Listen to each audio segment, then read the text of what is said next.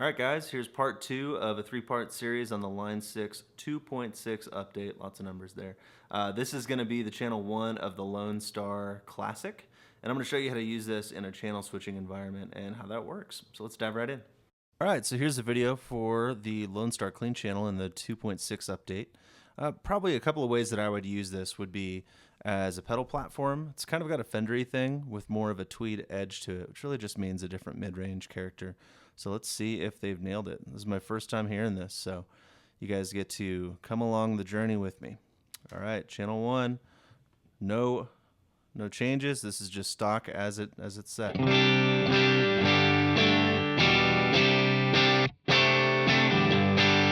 Oh wow. Yeah, that sounds a lot like my old Lone Star. I like that a lot.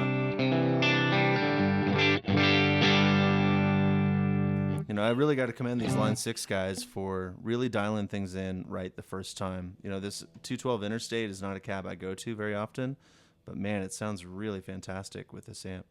So let's get our cuts, and I know that's something I usually try and do for the sound guy.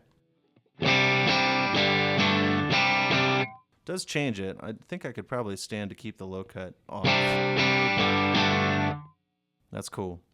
Let's try a different mic. Yeah, it's too thick for that amp.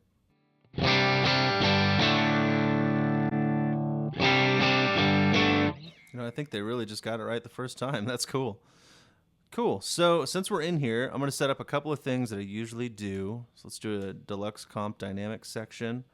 Let's do a distortion. I use the TMA quite a bit. I don't use a ton of gain on this thing. I like to bring that here again, just getting some stock settings, some things that I'm used to.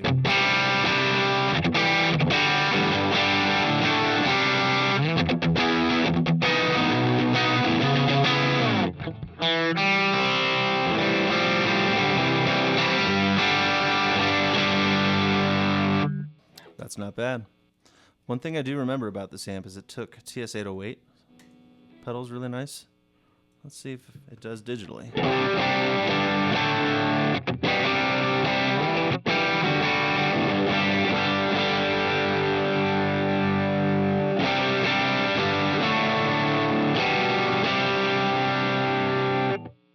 Well, that's about as much drive as you'd ever need.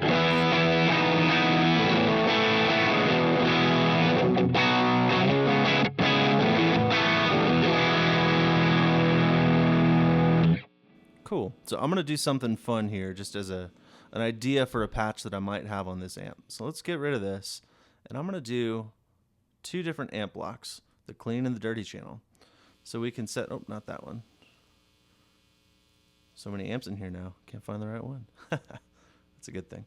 Cool. So we'll do channel 1 and channel 2. And the way that I would set this up would be that these would be on a foot switch. One would turn off as the other turns on. You could do that in snapshot mode, or you could just do that with a foot switch in pedalboard mode. So let's do a cab next. Let's go ahead and do that same cab they had before. The 421 dynamic will bring the cuts down, the high cuts down to 7K. And then you've got your clean channel. Oh, it's fantastic. And the dirty channel.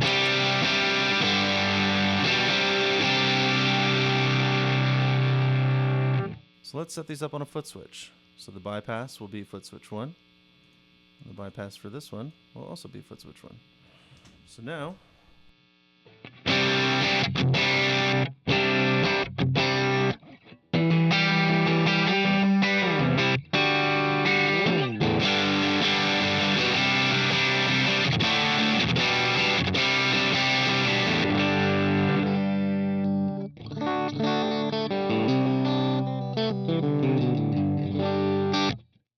that's pretty sweet. I like that a lot.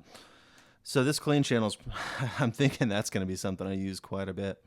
Let's just see what it does with, how it sounds like with a little bit of reverb in front of it. And it looks like we're going to have to do a couple of things here with that 2 amp section. It's getting a little demanding. All right, let's do a legacy reverb because I still like these quite a bit. And that 63 spring sounds great.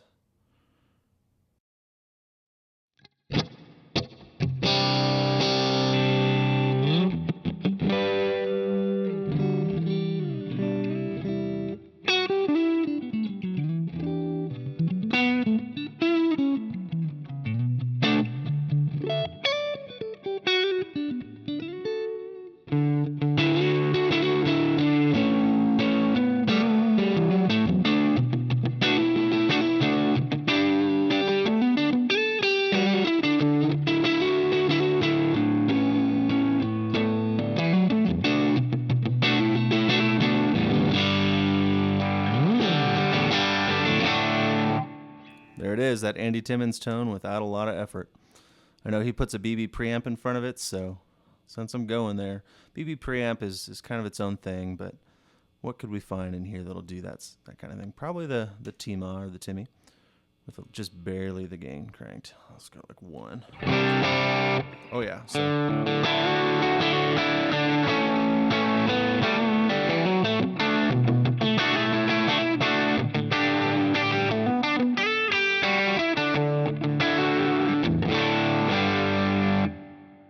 cool.